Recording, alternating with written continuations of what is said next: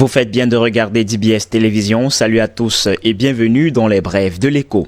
Selon la loi de finances 2021, l'État prévoit d'injecter 375,49 milliards de francs CFA pour la réalisation des grands projets dits de première génération annoncés dans le document stratégique pour la croissance et l'emploi, en abrégé DSCE 2010-2020. En faisant la moyenne du taux d'exécution, soit 47% de ces grands projets de première génération, il est observable qu'ils sont loin d'être achevés comme le prévoyait le DSCE avec 2020 comme année butoir. Et au regard du taux de réalisation de certains de ces projets, les délais d'achèvement sont peu ou prou lointains.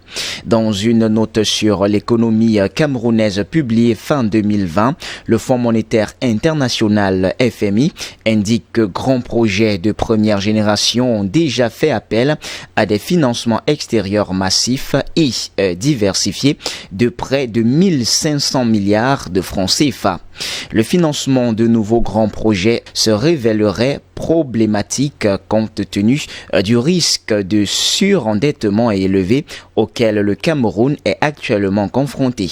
Le recours à des PPP, c'est-à-dire partenariats public-privé, pourrait se révéler bénéfique, mais il faudrait pour cela que les autorités camerounaises adoptent une approche plus volontaire en termes de planification et de budgétisation, recommande ainsi le Fonds monétaire international.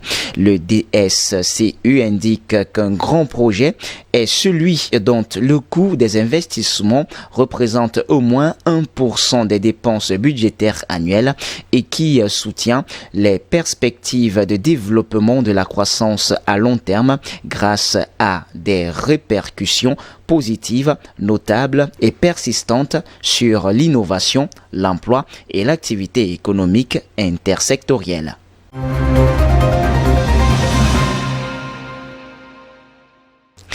Depuis le déclenchement des troubles en République centrafricaine RCA, à la veille de l'élection présidentielle du 27 décembre 2020, plus de 1000 camions transportant des marchandises destinées à approvisionner la capitale centrafricaine sont stationnés le long du corridor Douala-Bangui. Selon le bureau de gestion du fret terrestre qui révèle ce chiffre, la plupart de ces camionneurs sont coincés à Garoua-Boulaye, ville camerounaise frontalière avec la RCA.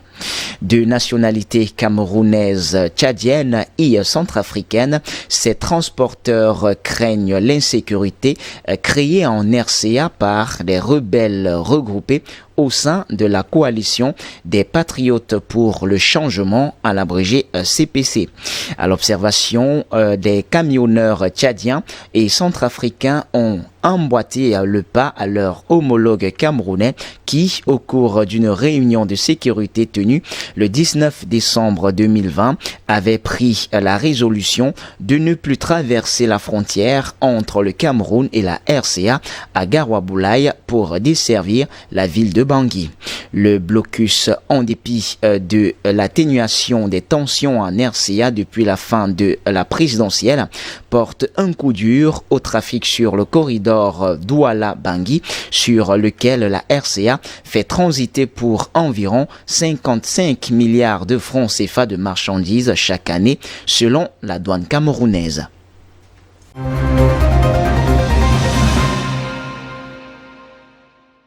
Dans le cadre de la mise en œuvre des nouvelles réformes fiscales et budgétaires, notamment celles relatives à la prise en compte des contribuables actifs dans la chaîne de la dépense publique, le ministre des Finances porte à la connaissance du grand public que pour compter de l'exercice budgétaire 2021, la qualité de contribuable actif sera indispensable pour engager les opérations financières avec l'administration camerounaise. Telle est la teneur d'un communiqué signé le 11 janvier 2021 par le ministre des Finances, Louis-Paul Motazeux. Selon les classifications apportées par un haut cadre de la Direction générale des impôts, ce communiqué du ministre des Finances signifie simplement que les fournisseurs et autres prestataires de l'État ne seront désormais payés que s'ils montrent patte blanche envers l'administration fiscale. Autrement dit, qu'une prestation offerte à l'État du Cameroun ne sera plus payée tant que le prestataire ne sera pas à jour du paiement de ses impôts. Grâce à cette mesure, le Cameroun ajoute ainsi une nouvelle perle au long chapelet des mesures prises ces dernières années pour non seulement élargir l'assiette fiscale, mais aussi accroître et surtout sécuriser les recettes. À la faveur de ces réformes, les recettes non pétrolières, principales composantes des recettes publiques au Cameroun, ont plus que doublé au cours de la décennie 2009-2019, passant de 855,7 milliards de francs CFA à 1944,4 milliards de francs CFA, soit une progression de 127,2% en valeur relative et 1088,7 milliards de francs CFA en termes absolus. Cette progression constante des recettes, si elle satisfait le gouvernement dont les besoins sont sans cesse croissants, n'est cependant pas du goût des opérateurs économiques qui n'ont de cesse de dénoncer la pression, voire un harcèlement fiscal de la part du fisc. Notre système fiscal est confiscatoire, aime à dire Célestin Tawamba, le président du JICAM, le groupement patronal le plus puissant du pays.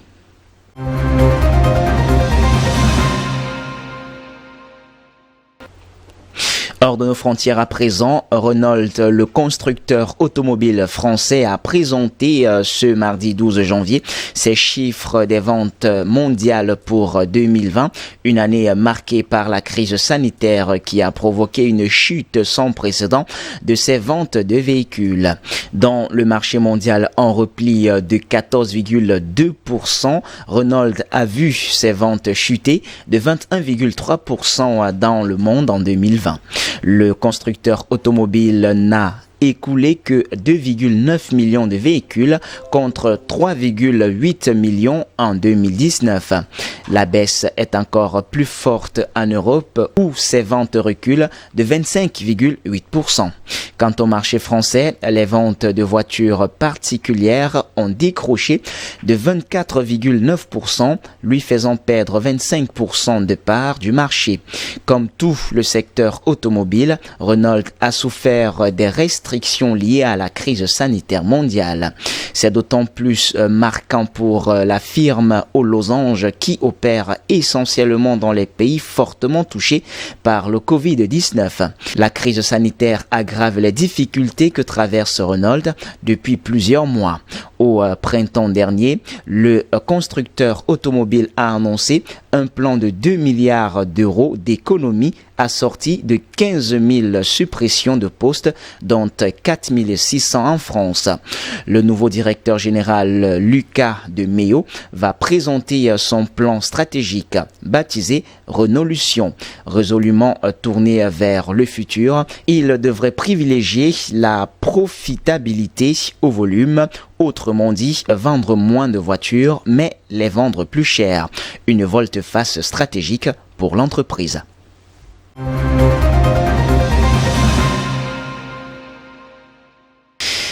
Blé, soja et surtout maïs, les cours mondiaux des céréales sont de nouveau à la hausse depuis mardi 12 janvier.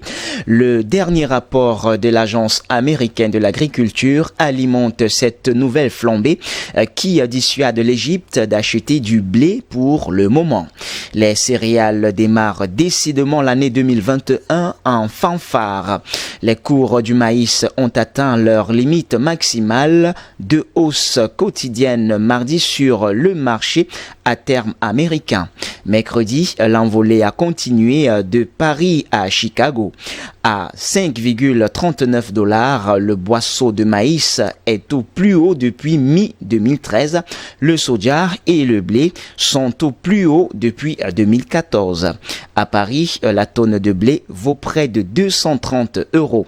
Le 12 janvier, le rapport de l'Agence américaine à l'agriculture USDA a surpris les marchés en révisant à la baisse de 8 millions de tonnes de dernière récolte de maïs des États-Unis par rapport à décembre. Les dommages de la sécheresse sur les rendements des grandes plaines avaient été sous-estimés. Révision à la baisse également des récoltes américaines de soja et de blé, crainte sur les nouvelles récoltes de l'hémisphère sud, Argentine et Brésil. Eh bien, c'est donc tout pour les brèves de l'écho de ce jour. Mesdames, Mesdemoiselles et Messieurs, merci de nous avoir suivis. Les informations se poursuivent sur notre antenne d'IBS Télévision. Restez donc des nôtres naturellement.